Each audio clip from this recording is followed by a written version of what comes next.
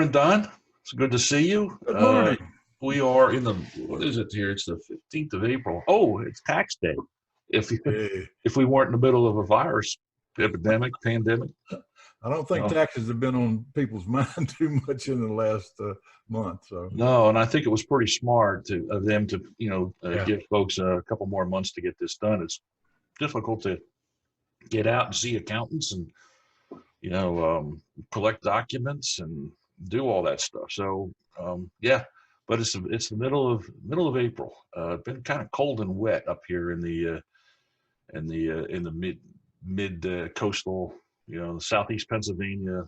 Um, I guess they call it the middle eastern part of the United States. Uh, but a lot of wind, a lot of rain.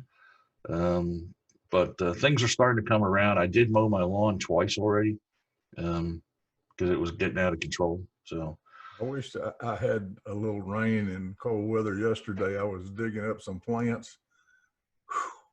It was a nice day and a nice breeze, but I ain't, my digging days are coming to an end. yeah, that's for sure. Well, Uh, you got a couple of young nephews coming along, yeah, grandnephews who can. I don't know about those jokers. Uh, I was just talking to my son today about his son, and talking about whether or not I could hire him this summer to do the lawn mowing. And he's, I guess he's 13 and getting to that point where, he's ready to start accepting some responsibility. Doing the mowing and the weed whacking. We got about 5 acres here that we have to cut down every week, and um, it's a lot of time, and you add up. So if I can get him to do it and pay him for it, I'm happy to do it. But Yeah. at least the economy is bubbling here on the Montgomery farm. But uh, but we do have some issues out there in the markets. How about we do a quick review? What the markets have been doing, how the portfolio's been reacting. Um, I know you keep an eye on the bond markets and stuff like that. Um, how about we start? I'll share my screen and let's take a look at the severity of the recent events. We've got a unique look at that. Is that a good place to start, you think? Yes, sir. Fire away, and we'll move through it because this picture is probably now I see it. Yes, great picture. Yeah. Well, you want me to tell you what we're looking at here? First Yeah, is go ahead. this black line is the S&P 500 index. You can see this is the top back here, at the last week of February or so, and then we started getting this turmoil, and this is the bottom down here, right around the end of the third week of March or so, and of course we've had this big rally, and it finishes up here. Now the other line you're looking at is this thick green line. That's a unique measurement that you and I have developed as a way of looking at volatility. Normally folks look at the VIX and they, that's their measure. Um, but we're looking at something a little different here. We're not looking at the VIX. We're measuring the daily internal workings of the markets. And then we're taking a look. This green line shows not just the magnitude of volatility, but it shows how fast volatility is increasing or decreasing. So that's kind of what we're seeing here. So uh, hang on a second, I get phones ringing here, but anyway, so this green line, you can see this is a peak here, and it's fallen off sharply. Remember last week we had a 12% week, and the S&P was up 12% last week. And so volatility started falling off quickly. Um, but what I'm going to do here is I'm going to stretch this time frame out because we're only looking at about a year and a half here. This would be fourth quarter of 2018, if people remember that. You see how volatility increased, decreased.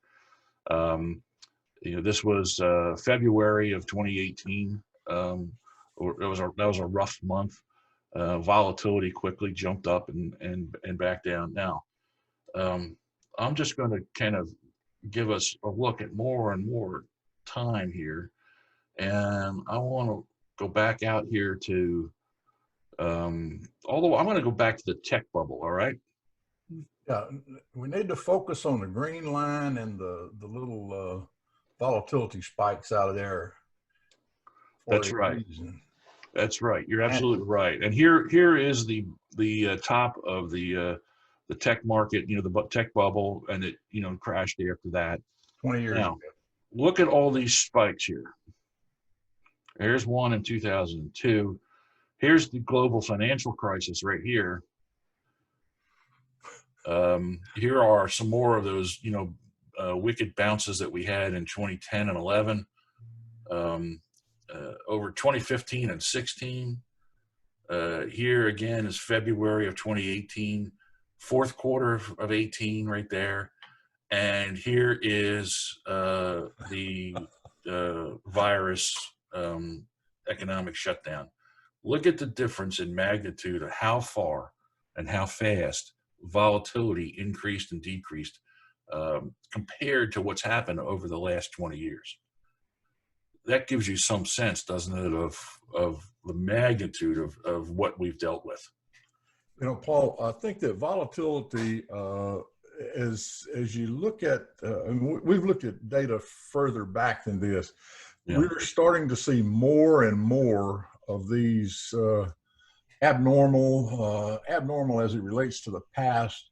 They're becoming more and more common, and I think that it's pertinent to be aware of that and to make plans to deal with it. And certainly in our case, we have some, you and I spent an inordinate amount of time talking about event-driven types of things that you can't even imagine. And hopefully our modeling will negotiate it as best you can. And certainly we just had a great example that will go a long way as we go forward. Yeah, that's true. I kind of want to point out, let's zoom back in on our current situation here, that this is not just a measure of how fast volatility goes up, but it's also a measure of how fast volatility drops.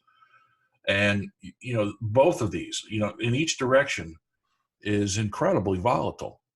And remember what our primary goal is, it's right in front of our website, stonebarnportfolios.com. It's, we're in pursuit of the perfect portfolio, which is a straight line, no bumps, no ridges, bottom left, top right of the chart. And that means that our portfolios are designed to manage volatility even when it's going up, even though that's good volatility.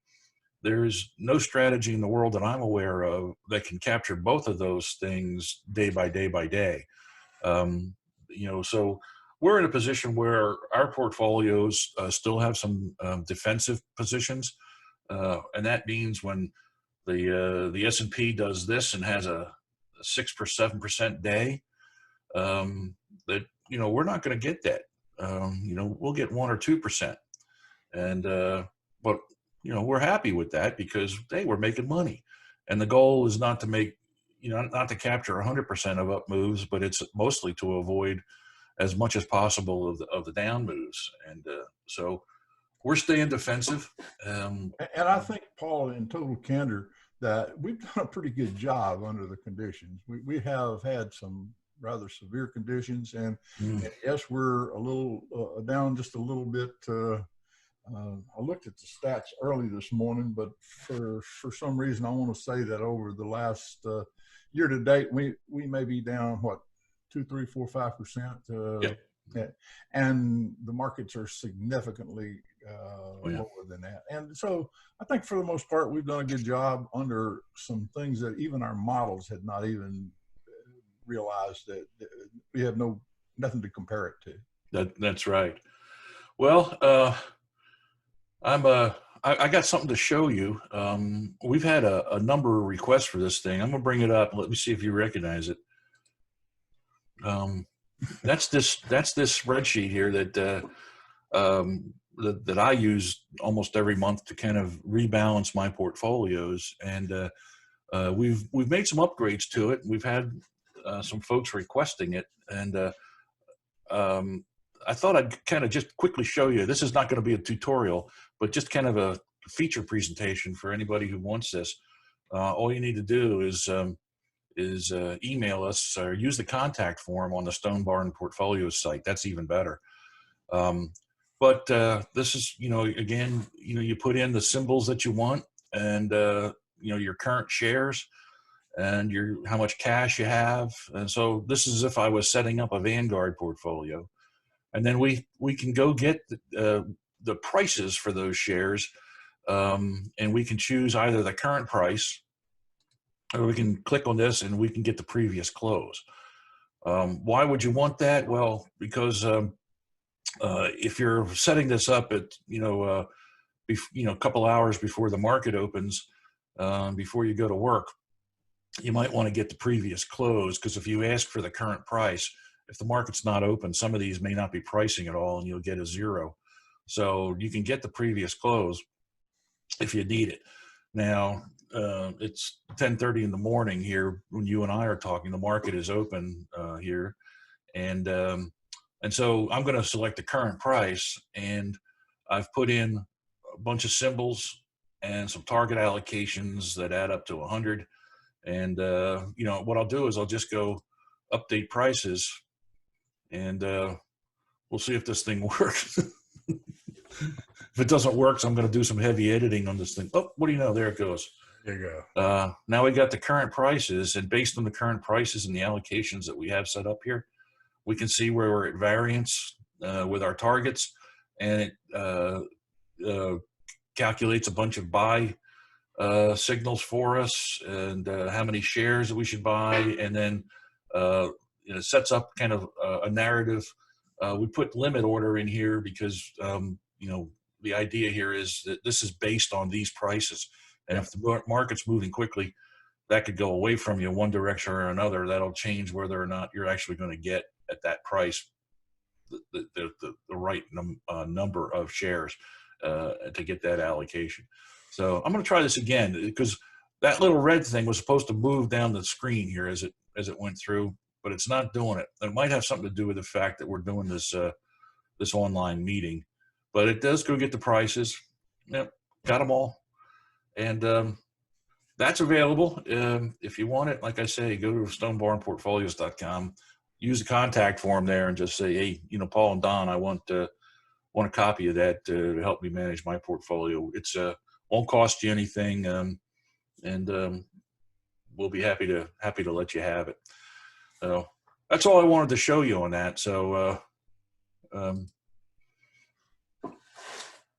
but I just wanted to let you know that was updated, and we're not sitting on our hands here during the coronavirus. We're making improvements to stuff.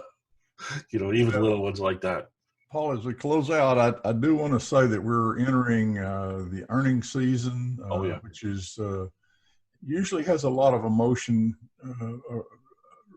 connected to it, and in places where we own individual stocks, sometimes they can be pretty sharp either way. I mean, right. It's just because in our more volatile stock component of our models, their disappointments are usually treated pretty harshly, and then of course if something beats expectations is enough for it to move pretty rapidly in a positive direction. But we're entering that, and I like our portfolio right now. Not perfect, but it's true. Of course, that's the case for anybody who owns stocks in any portfolio. That those earnings can have a pronounced impact on the portfolio if they don't meet expectations or if they exceed them. So, but we reevaluate every month. If they fall down the list and fall out of favor, we do something about it by trading up to seeking the one that's meeting our criteria, and we know what we want to own, and it's a mandate for those stocks to meet our criteria. If not, we do something about it. That's right. Yeah, very good point. The other thing that you had mentioned in passing, and I wondered if you wanted to say just a few more words on it, was the bond markets. And the bond markets and the credit markets were totally in disorder for maybe up to 2 weeks. Right after the first of the month, I was on a couple of podcasts listened to a podcast on a couple of other places, and we can see it in our bond positions that we own. They're getting back to where there's normalized bid-ask spreads. And what caused some of the trauma was that people were in an attempt to liquidate, to raise cash. They were trying to sell their bonds, and there was just nobody on the other side of the trade. Nobody wanted them. Right. And the only way they would want them is if they would take away a year's worth of earnings, out of the bonds to do it. And then it just kind of froze up. So the Federal Reserve came in, and it's much more normal now, even though there's still some pockets and areas in there that are still working their way out of it. But bonds are really critical, even though we may not own a tremendous number of them. Bonds and credit are the cornerstone. There's more money in the bond market than in the equity markets, and it's important. So I watch that with a pretty regular. Yeah, absolutely. I'll tell you something I heard on a presentation last evening. Sat in on a webinar that was put on by Guggenheim Investments. It was really, really good. It's a little short 30-minute presentation, commentary on the markets, commentary on the where we're going from here in their view and all that. But also commentary from one of their portfolio managers, and it's a guy I know, one of the nicest guys in the world. A guy named Ryan Harder is just a neat guy, a good friend of my son. They're contemporaries, and we've gotten to know him over the years. He stopped by here, and we had lunch one time probably about 2 or 3 years ago now. Met at a restaurant for lunch and caught up with each other. But he was pointing out, as a portfolio manager for a series of mutual funds, that the NYSE has closed their floor down in this pandemic, and that has meant that some of the trading facilities that they have, for instance, there's one called, I think it's called Deep Market level, that allows folks to get market on close orders in up to the last minute of the trading day. But because that has been shut down, now you have to have your market on close orders in by 10 minutes before the close. Now, for funds that are benchmarking and who are trying to replicate certain indices, well, you don't know where those indices are going to be 10 minutes before the close. And so what ends up happening is they end up trading right into the close. They can't put in an order at 10 of and say, we're going to end up getting what the market gives us. They have to actually trade it. So it adds to an awful lot of volatility. And he pointed out that that's why we're seeing in the last 20, 15 minutes of the trading day, all this volatility. He says, you remember that there was a day last week where in the last 30 minutes, the market went up 7%, and again, I'll point out that that's not a bad year, 7%. There's a lot of, that's about just a little bit below what, the average is for the S&P for, the last 20 years on an annual basis. It did that in 30 minutes. That kind of volatility is likely to increase until this kind of shutdown until that's lifted, and some of those trading facilities, the deep market view and all that stuff is put back into place. It was just fascinating to hear kind of behind the scenes what was going on from a guy who deals with this every day and has his traders, working as hard as they can and dealing with this. And they're all trading from home because they're not in one office. They're all trading from their homes, and that's part of their continuity plan and all that. It works really well, but they've got to deal with these things that the shutdown has created that maybe nobody ever thought of. It's fascinating. Well, I hope the rest of the month goes well for us. Yeah, me too. You got a quick update on our little model that we have most of our pennies in? Yeah, I do. This defensive growth model. Again, taking volatility out of the market is our deal. As I'm looking at the markets right now, the S&P 500 is down 290 basis points, 2.9% here. This morning, our portfolio is up about 1%. So that's a good deal. Things stay where they are. We'll make a little money today, even when the market's down, and that's the point of it. We're not about trying to make 4 or 5% a day. We're really trying to borrow a phrase from the old guy in Georgia. We're trying to take the slack out of the chain. So most people won't get it, but it's still kind of the truth. It is the truth. Well, that's a phrase that you use and I just love. That just says it right there. So all right. Well, you have a good one, partner. Yep. I'm going to do my best to do that, and you do the same. Yes, sir. See ya.